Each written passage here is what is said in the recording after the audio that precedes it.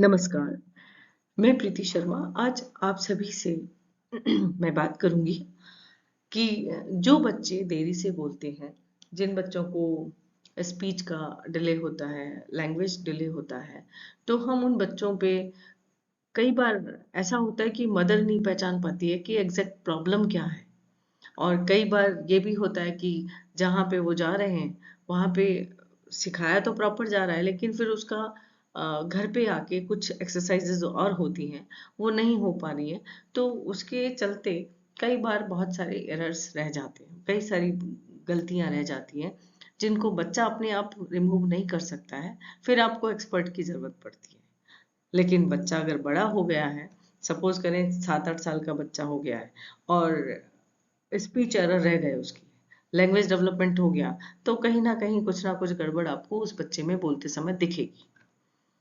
ठीक है। अगर मान लीजिए साउंड का प्रॉब्लम रह गया, कुछ लेटर्स का साउंड वो पकड़ ही नहीं पाया, उसकी प्रैक्टिस ही नहीं हो पाई, तो बच्चा उसकी जगह जब लैंग्वेज बोलेगा तो कुछ ना कुछ लेटर साउंड को तो रिप्लेस करेगा।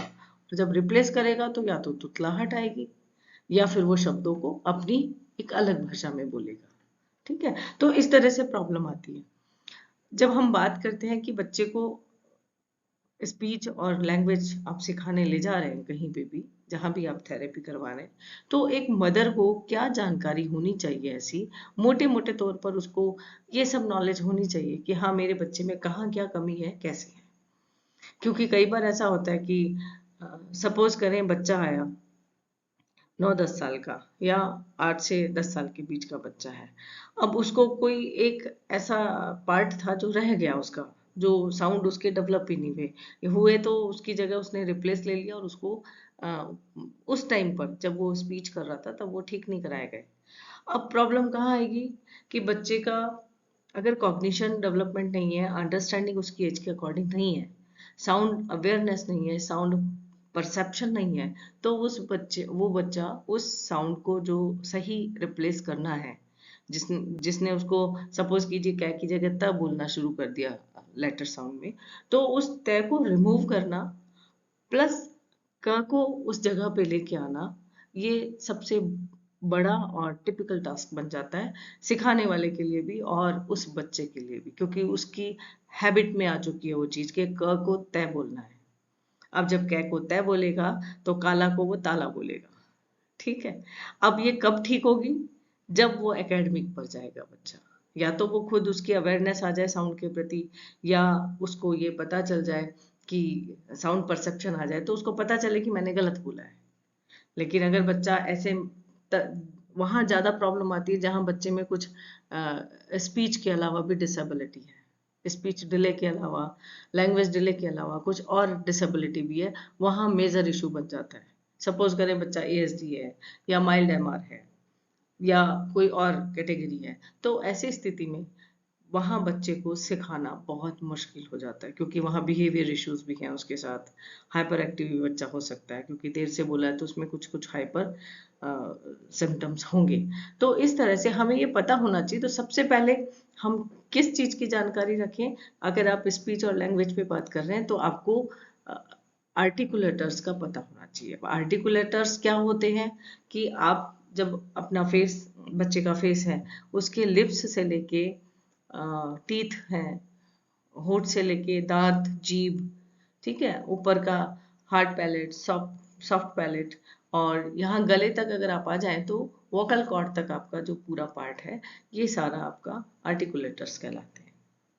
ठीक है। अब इनमें भी ये है कि अगर कहीं भी कुछ डिसऑर्डर है, कहीं भी कुछ गड़बड़ है, तो बच्चे को बोलने में प्रॉब्लम आ सकती है। जैसे मैं एक दो आपको उदाहरण दूंगी।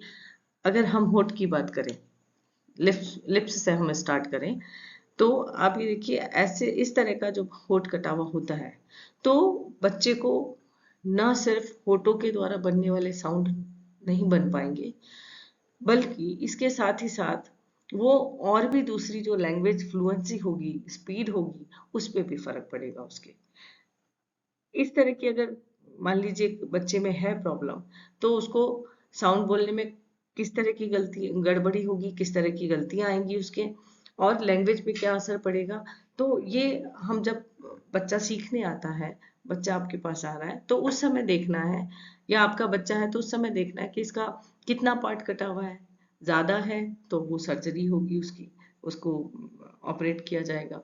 अगर यदि कम है तो बच्चा कैसे ना कैसे बोल लेता है, लेकिन फिर भी साउंड उतना क्लियर नहीं आ पाता है जब ये होठों की शेप बिल्कुल बराबर नहीं हो। ठीक है, तो जब ऐसी शेप होती है तो बच्चे को कहाँ दिक्कत आती है? देखिए, होठों से बोलने वाले साउंड क्या है इंग्लिश में? पी, बी और एम। ये तीन साउंड है इंग्लिश के, और हिंदी में प, फ, ब, मै और भै।